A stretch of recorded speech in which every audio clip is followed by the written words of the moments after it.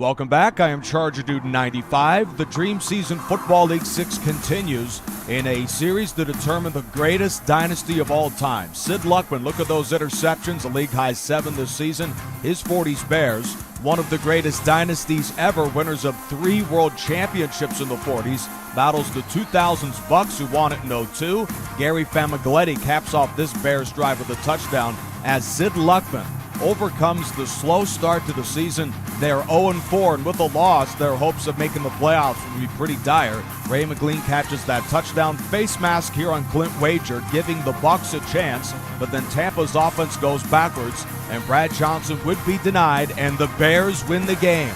Chicago has a glimmer of hope with their first ever win in the DSFL against Tampa by the final score of 17-14. Well, typically when you think of the greatest dynasties of all time, the 10s Panthers and the 10s Falcons, who have a combined 0 Super Bowl championships as dynasties, come to mind. Of course, both teams came very close to winning in one year.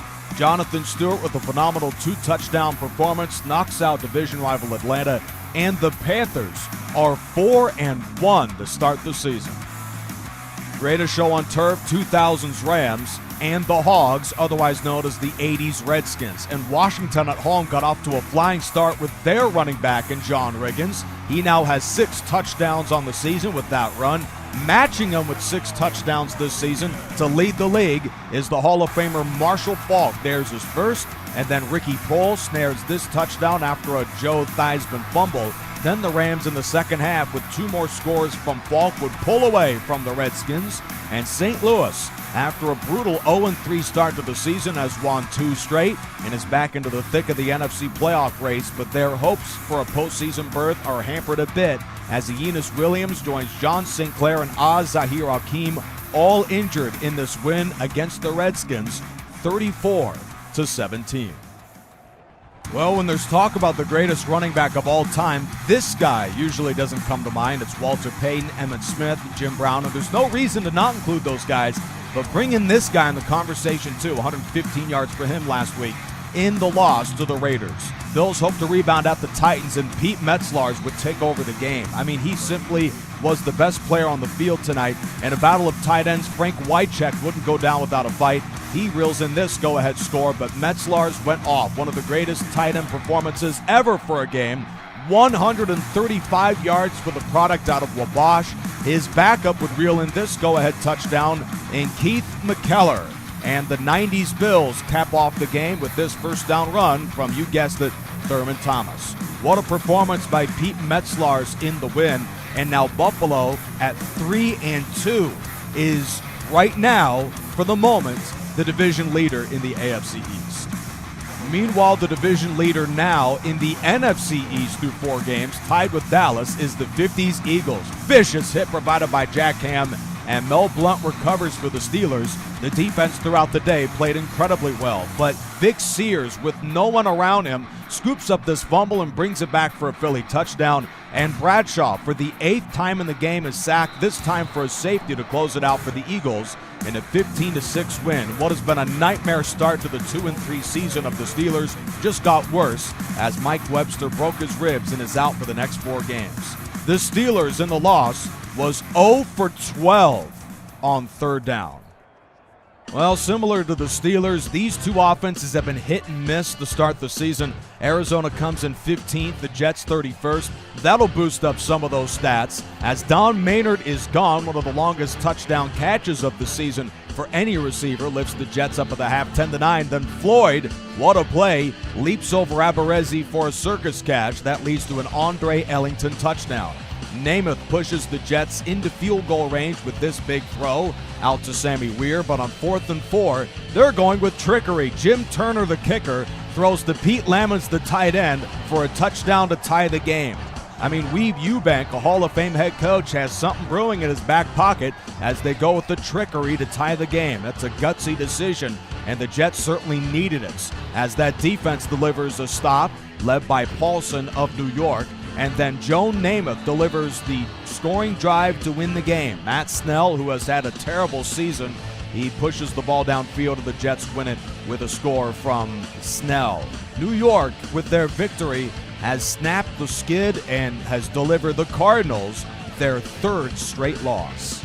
I'll save you all some time with this football game between the 80s Bengals and the 2010s Ravens as Joe Flacco throws this go-ahead touchdown to Mark Clayton. And one of the hardest to watch offenses in the DSFL 6 this season, last in yards, last in points, last in rushing. It's another turnover from Esiason. The Bengals are the only team in this league who have yet to win a game, now at 0-5. Okay, now on to the good stuff between the 90s Jags and the 60s Oilers. First play of the game, Brunell is going deep. And on the receiving end for this 75-yard touchdown is Jimmy Smith. And whatever you could do, I could do better. How about a 93-yard touchdown on the next Houston drive by Charlie Hennigan of the Oilers? Back and forth we go from Houston. And now with a 17-7 lead, Brunell, in a game that got out of hand for the Jaguars, is intercepted by Banfield. He has 3 picks, trailing only Everson Walls of the Giants for the most in the league. And there's Jim Norton in the end zone. Houston demolishes Jacksonville in the second half and injures Fred Taylor in the process. He's out 5 games with a broken collarbone to join Kevin Hardy, too, in a 37-18 home win for the Oilers. 70s Raiders got back on track with their win over Buffalo last week. They battle unbeaten Kansas City in a matchup that just doesn't get old. These two teams had a thriller in the snow in this building for the AFC divisional playoffs. Mike Siani catches this touchdown to begin the game here in the season over. Now the DSFL 6. Mahomes, for just the second time all year, is intercepted. That's by linebacker Dan Connors, which leads a few plays later to a Cliff Branch score. And here is the receiver after he reels it in, picking fights with his own teammates in the end zone. There's George Bueller throwing punches. That seemed to be the only fight in the game, as the Chiefs showed none of it. Third pick of the year for Mahomes. That's the safety George Atkinson, and that leads to another touchdown. The third of 5 on the day by Ken Stabler of Oakland. He throws now his second here goes to the post. That is Dave Casper. Then in the fourth quarter, here he is for the 5th. I mean, the Chiefs, Patrick Mahomes, never really had much of a chance to respond to the game as the defense was bad. And I mean very bad.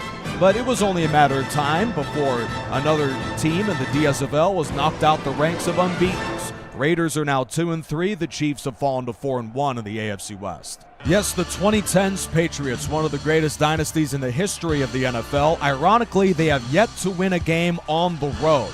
And off play action, Brady throws into the end zone for Cooks, who had a brilliant performance for the New England Patriots today. That against the Broncos defense, which comes into the game ranked 21st in yards given up this season. Sherrard turns the corner and scores, but John Elway just didn't have quite enough firepower in this football game, not at least to, ironically, Brandon Cooks. I mean, he had a coming out party against the Broncos secondary. That would lead to a New England touchdown, yet another one from running back James White, who has been sensational on the season for the Patriots with now 5 touchdowns. Elway spins away from pressure here and somehow throws at least an incomplete pass to avoid a turnover, but the Patriots would respond with a touchdown. Then Elway's intercepted by Stephon Gilmore to finish the game.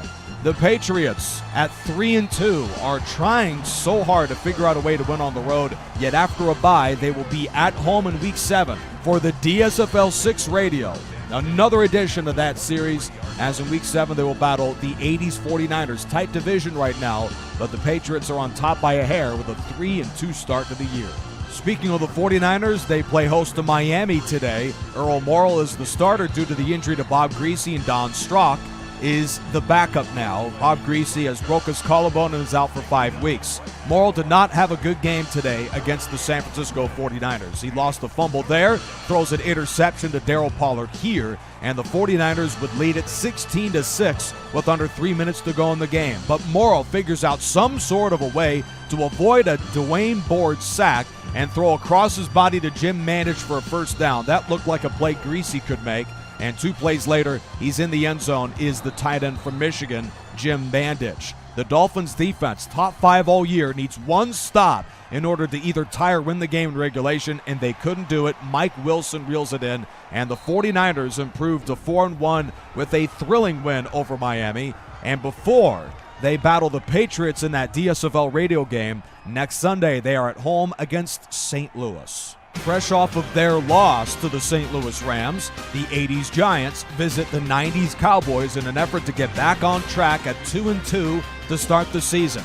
The Giants led through most of the game, but then in the fourth quarter, backup Kirvin Richards caps off a drive dominated by Emmitt Smith with the go-ahead touchdown. It should be noted, Emmitt Smith finishes Week 5 second by just 1 yard for the league lead in rushing behind Minnesota's Chuck Foreman. Under 2 minutes to go in the game, the Cowboys close it out just as they have in so many one-possession games and are now 4-1 with a 17-13 nail-biting win at home against the New York Giants. And look at that, the division is up for grabs right now in the NFC East with Dallas and Philadelphia leading the way with a record of 4-1 this season. Well, it was only a matter of time before the 40s Cleveland Browns, winners of 5 consecutive world championships, would put it all together.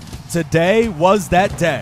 The Browns, without Marion Motley, Edgar Jones as their starter, did not miss a beat running the ball. He scores from there. And then Gillum on the final play of the half caps a 2-minute drill with this 7-yard touchdown from Otto Graham.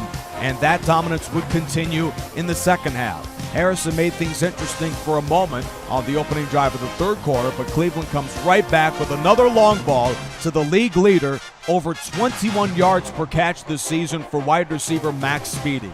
And this, if you thought it wouldn't get any worse, there's a look that it just did. Otto Graham throws for 323 yards and 4 touchdowns in the greatest day in the history of the Browns offense in the DSFL. Motley, Willis, Humble, and Rimkus. I mean, the injury report is long for the Browns, but they won anyways, and it wasn't even close. 49-10 for Cleveland.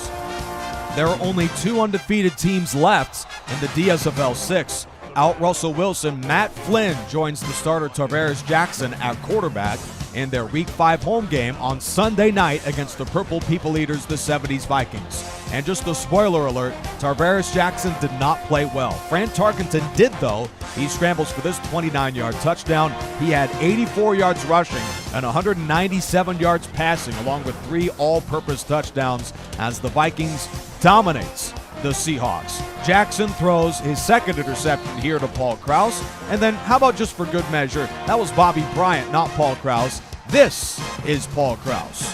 So the Seahawks have a dilemma here because Russell Wilson will not return for this ravaged Seahawks offense for the next 4 games of the torn labrum. Seahawks are down their starting tight end, their starting left tackle, their right guard, their linebacker, their defensive tackle, so this was bad. Jackson was bad. Lynch, the game's leading rusher for the Seahawks, had 2 yards. Yeah, 2 yards on 1 carry. They only attempt 3 runs for the game. Seahawks, they're in a major dilemma, but do have a bye next week.